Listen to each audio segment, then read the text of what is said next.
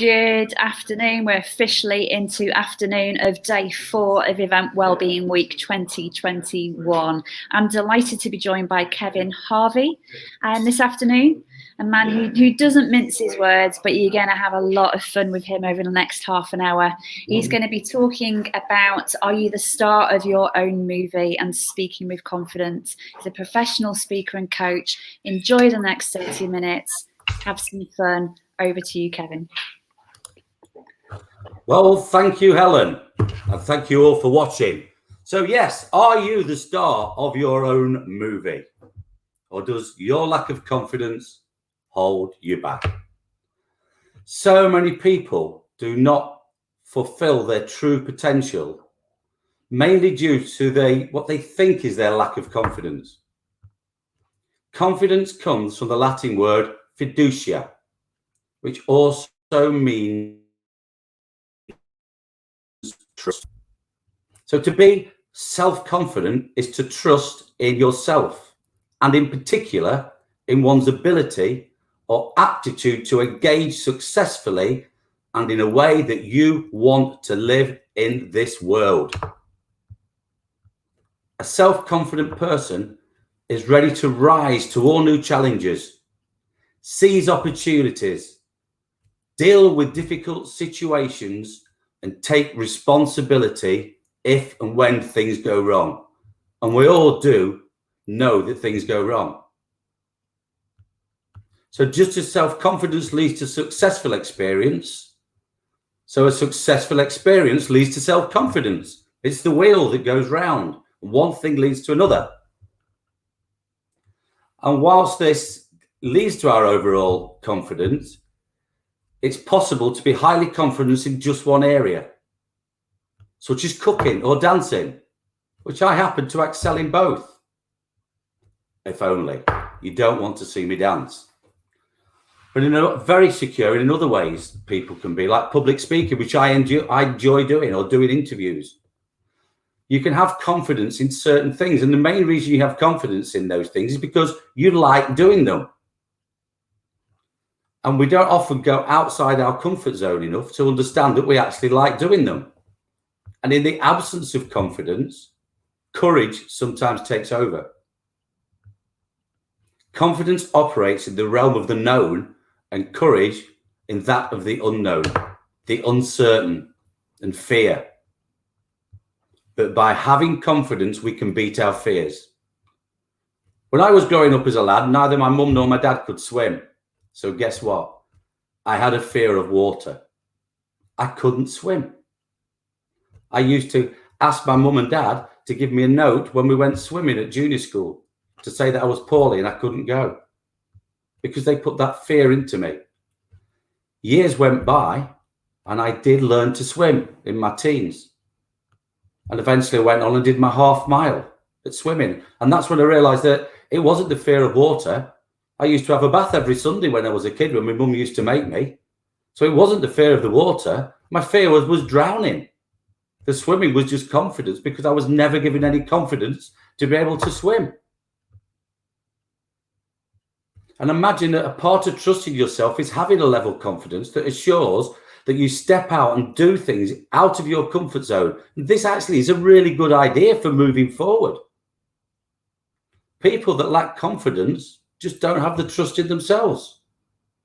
Knowing what the outcome will be is actually just fine. It's how you deal with what the outcome is.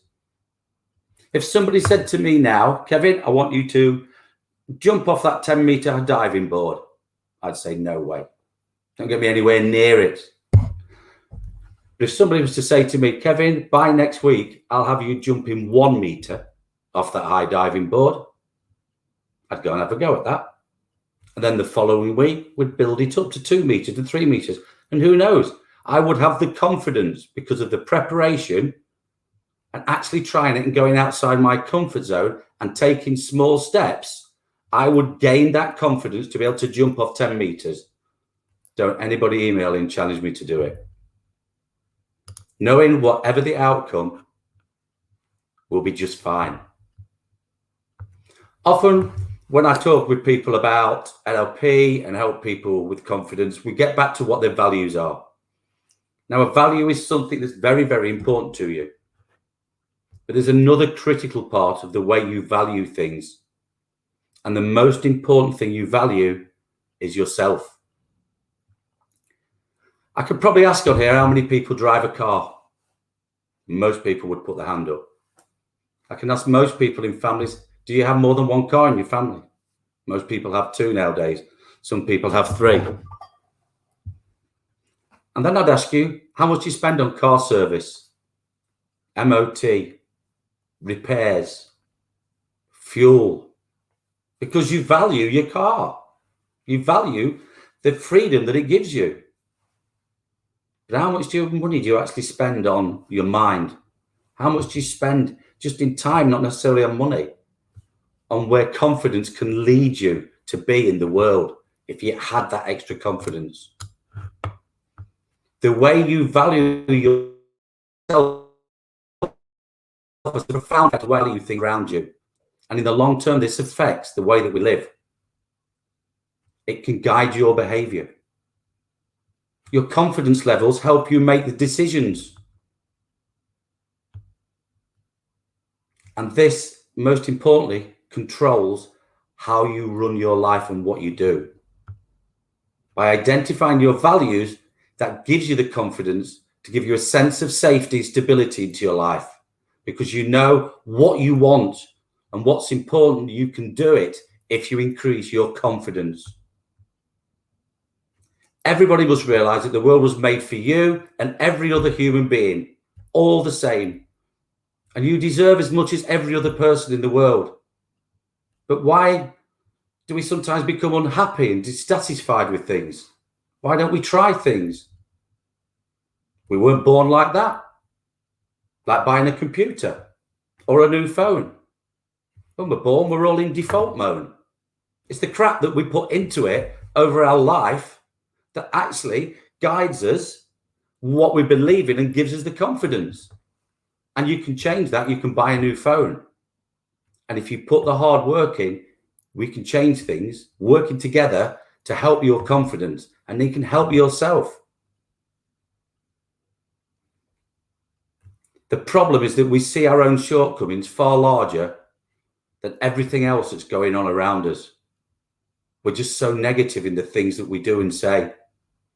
And we're going to come on to some little exercises we could do to help you with that. And I want you to just start thinking now. And if you've got a pen and paper handy, put your hand on it, because in a few minutes' time, we're going to do a little exercise that will help you to understand why our own shortcomings are larger than everybody else's that's going on around us. So it's time to change your life for the better. And the first step forward, going towards our goals, is deciding that you're not going to stay where you are right now. You can learn how to be confident and you can retrain. So stop being on autopilot and wake up to the opportunities that are there for you, just waiting for you to go grab them by the throat. I changed my life in my early 50s, and I'm alive today because I realized that it doesn't matter how old you are. You can always change things in your life. There's a few things I did that helped me, and I now help other people with. So get yourself a backbone, not a wishbone. Stop being an extra in everybody else's movie and be the star of your own movie. Because where you are today is not where you need to be tomorrow. So what's stopping you being confident? Well, one little exercise that we can do is we have to trust in ourselves and believe in ourselves, because confidence is a funny thing. And a lot of people think they need it because they don't have it. So wrong. You have lack of it, not that you don't have it. One of the reasons that we don't think we're the star of our own movie is because we believe that we're not good enough to star in our own movie. And many of these reasons is that we believe that because we listen to what other people think of us, and it goes in our heads. Well, stop thinking about what other people think, because that's where the problem starts. When we don't do what we want to do, we don't live the life we want to live, because of what other people might think. I was like that on Facebook. To promote myself in a business, I have to go on Facebook. Oh, what are the people in the pub going to think? What's everybody else going to think of me? I don't care. I think about what I think. I think about being the star of my own movie. That's where lack of confidence happens, because we think they're the star. Notice I say lack of. I don't say no confidence. We have lack of confidence because we can do something about it. So there's a little test for you. One of the fastest ways we can level up our self-esteem, I'm going to give you this for free, so I want you to listen carefully. And it does take quite a while, but we're going to do the bones of it now, and hopefully you can go away and do more of the exercise. I'd like you to write down the name of 3 people that you hold in high esteem. If you can't think of 3, 1 or 2, do for now. Write down 3 people that you know, that you look up to, that you place on that pedestal. Somebody that you admire. They may have overcome adversity in their life, become more resilient in some way. Write down the 2 or 3 names of people that you know. It could be Richard Branson, it could be your brother, it could be a friend, sports people, it could be anybody you know, a school teacher, anything.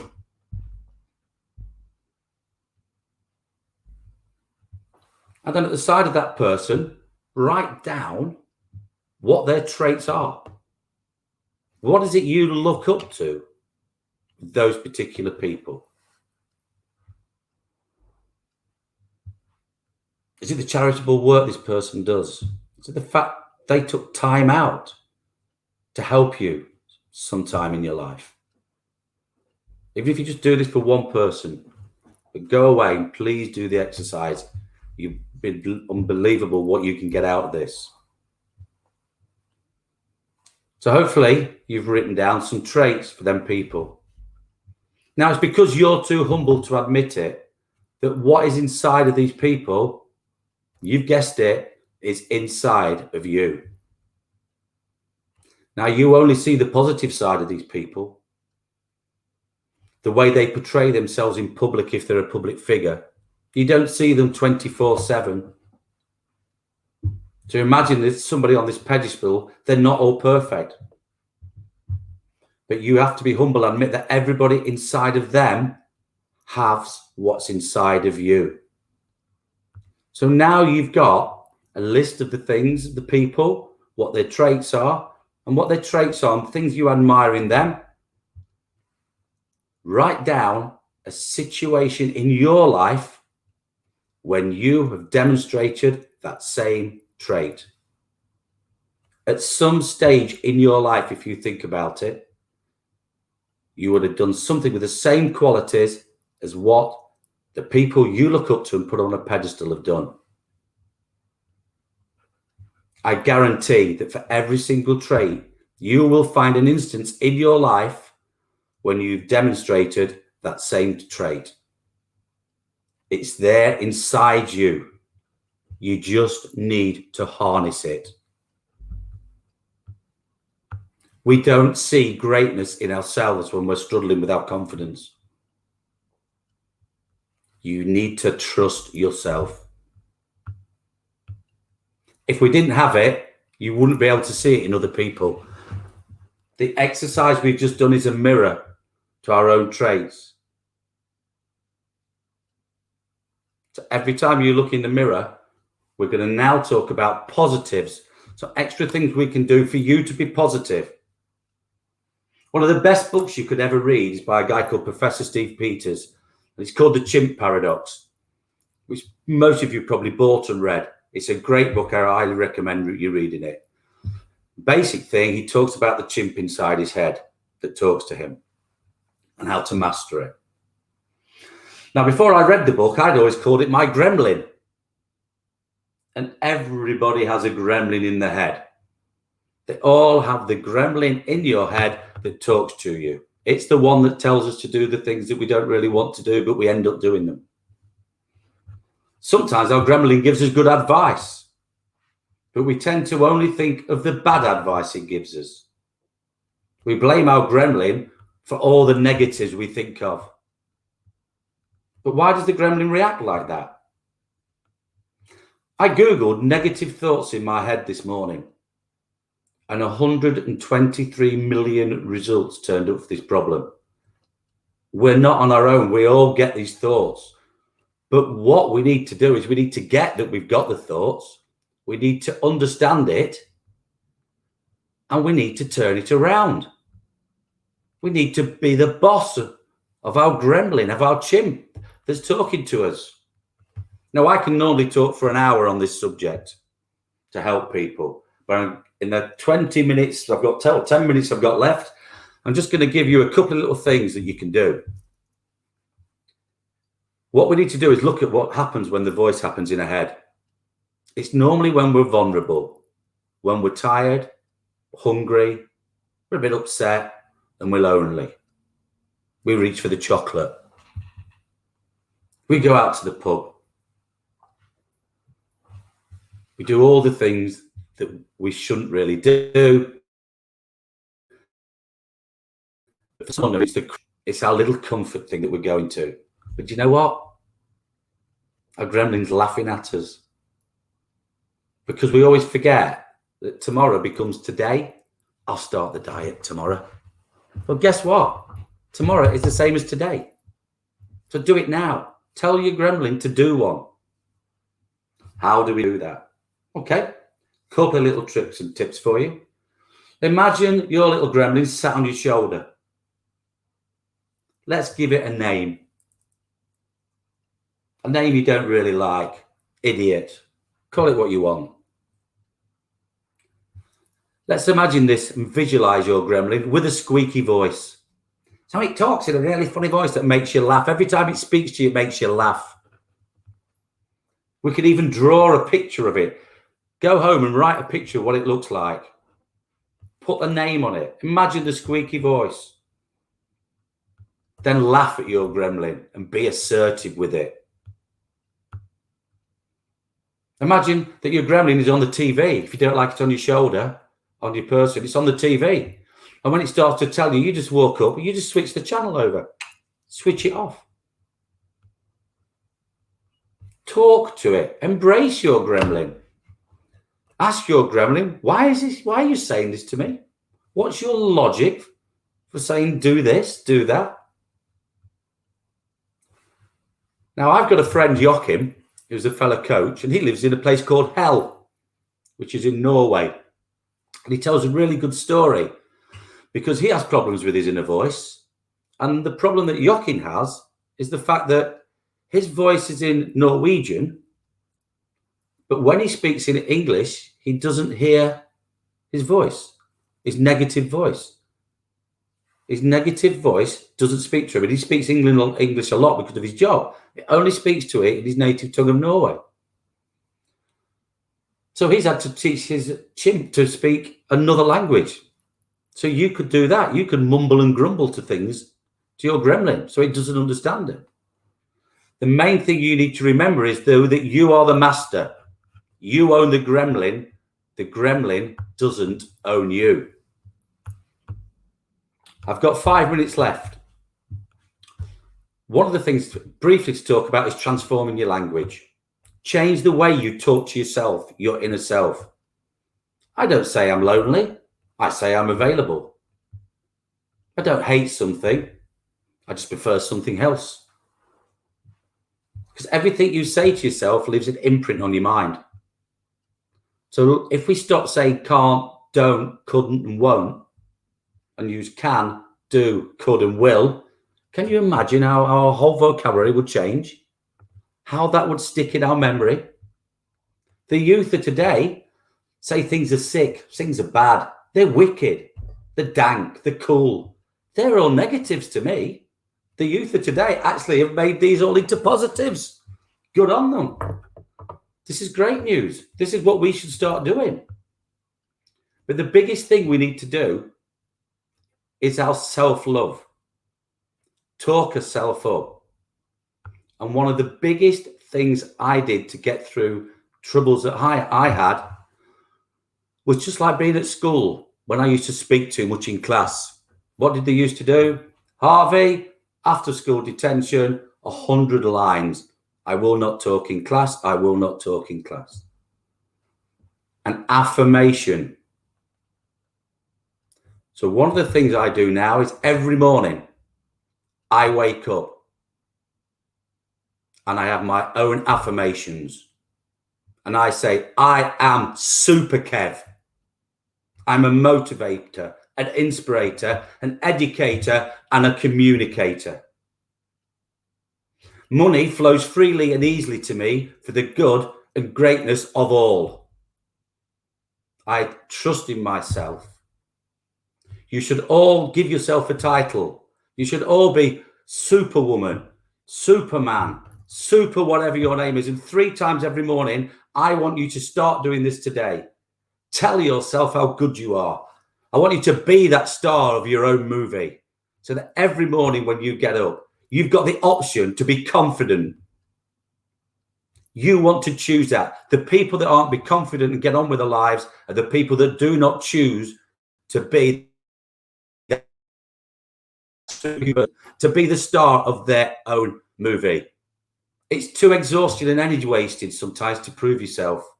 But the future's where you're heading.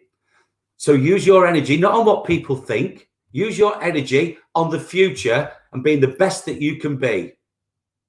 Remember that today is a present, is the present. So use it as a gift. Be the star of your own movie.